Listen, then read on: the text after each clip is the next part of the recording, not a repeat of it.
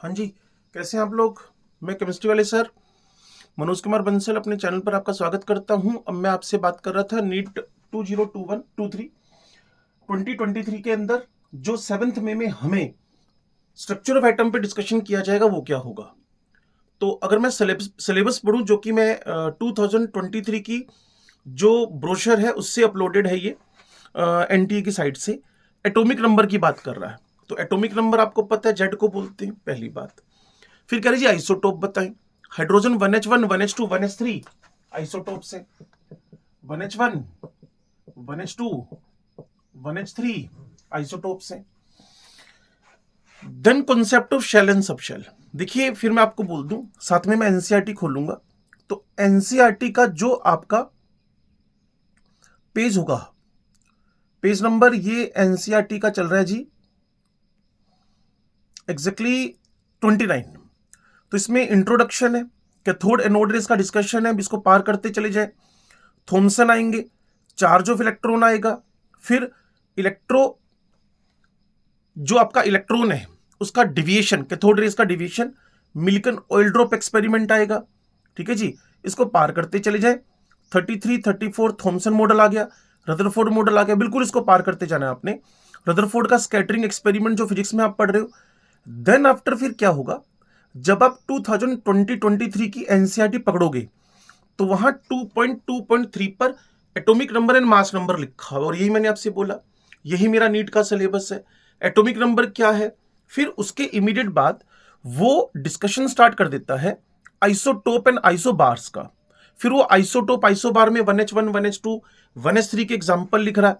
ठीक है जी, protium deuterium tritium जो कि हम पढ़ते हैं कहां जाकर, स्ट्रक्चर ऑफ एटम के अलावा हाइड्रोजन चैप्टर में भी। ठीक है, क्लोरीन के एग्जाम्पल लिख रहा है, कार्बन के एग्जाम्पल लिख रहा है, 6C12 13 14। चलिए उसके बाद अगर देखो, एक छोटी सी बात है, इस पैराग्राफ को आप रीड कर लीजिएगा। उसने कहा lastly an important point to mention regarding isotopes that is क्या, कि chemical properties of atoms are controlled by the number of electrons. तो नंबर ऑफ इलेक्ट्रॉन तो इनमें सेम है, दैट्स वाई जो आइसोटोप्स हैं उसकी केमिकल प्रॉपर्टीज नियरली सेम होंगी, which are determined by the number of protons. वो क्या है जी, नंबर ऑफ इलेक्ट्रॉन वो प्रोटॉन से कंट्रोल हो रहे हैं। ठीक होगी बात। तो इसीलिए आइसोटोप्स का जो हमारे पास केमिकल बिहेवियर है वो क्या होगा, सिमिलर होगा। ये एनसीईआरटी का पैराग्राफ है, तो एक बार ध्यान से देख लीजिएगा।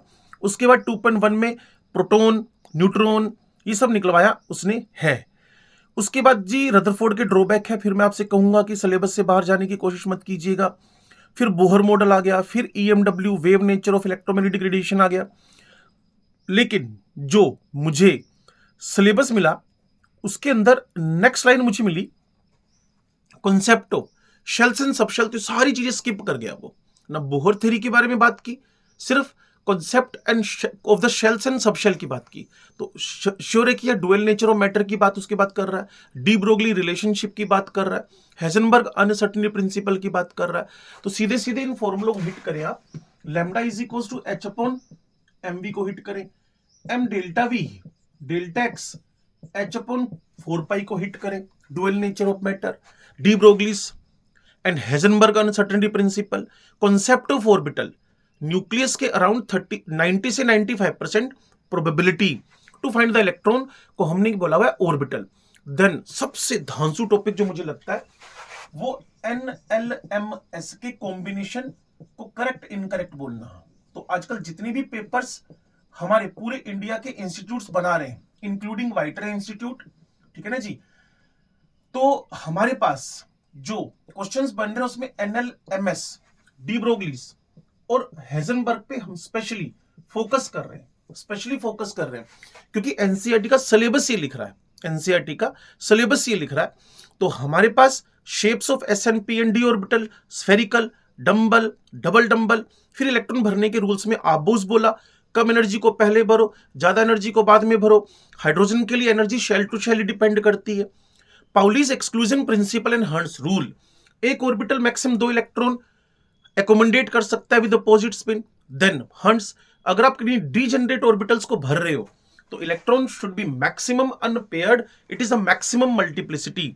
Then electron configuration, stability of half and full field और उसकी वजह कहीं ना कहीं एक्सचेंज एनर्जी है, स्ट्रक्चर ऑफ एटम इतना फाउंडेशन चैप्टर है, इसको जाकर आप S block, P block, D block में अप्लाई भी करते हैं तो सीधे सीधे आपको इसका जबरदस्त बेनिफिट होने वाला है।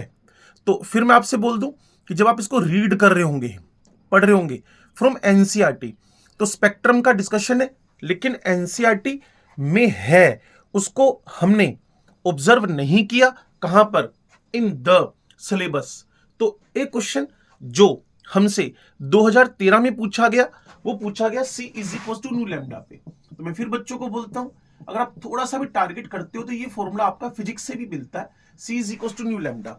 ठीक ठाक तैयारी है तभी तो मैं एलिजिबिलिटी बताऊंगा। आप सोचेंगे कि ये सिर्फ वीडियो सुनकर आप नीट में सेलेक्ट होने वाले हैं, भाई साहब जो 15-15 घंटे लगातार पढ़ रहे हैं, क्लियर ना, तो ये तो उनके साथ में पाप हो जाएगा ना।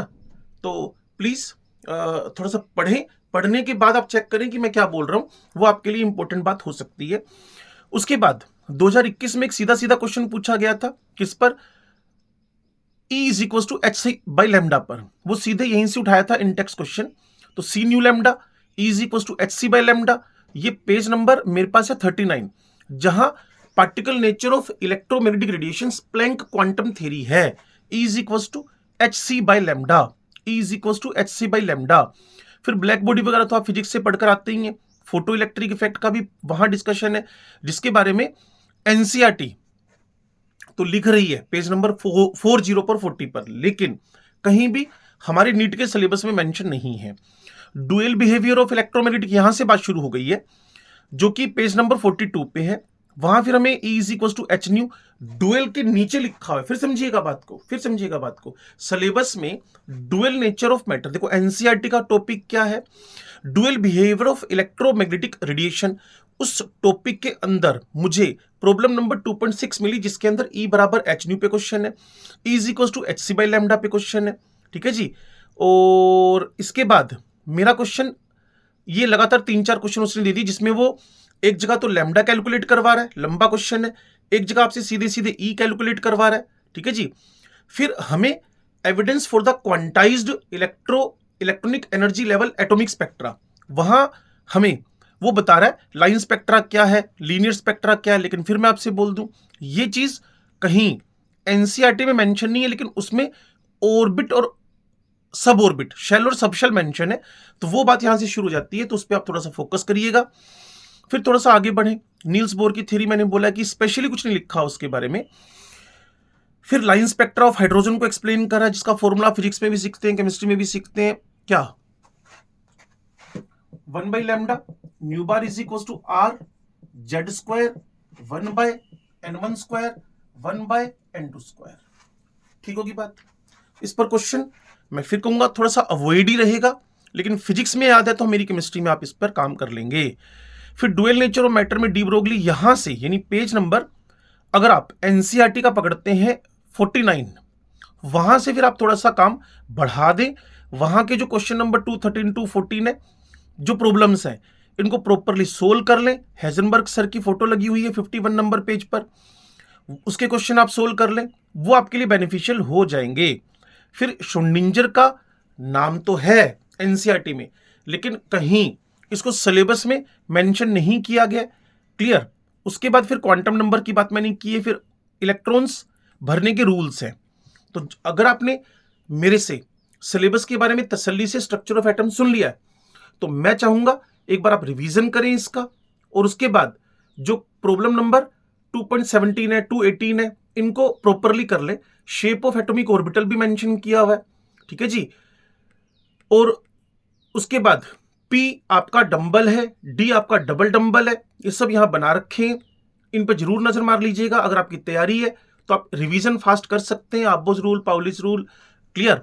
और इस तरीके से आप कंप्लीट सिलेबस भी आपको अपडेट कर दिया मैंने, और तैयारी बनाए रखें। और नेक्स्ट मैं आपको बताता हूं केमिकल बॉन्डिंग में क्या चल रहा है।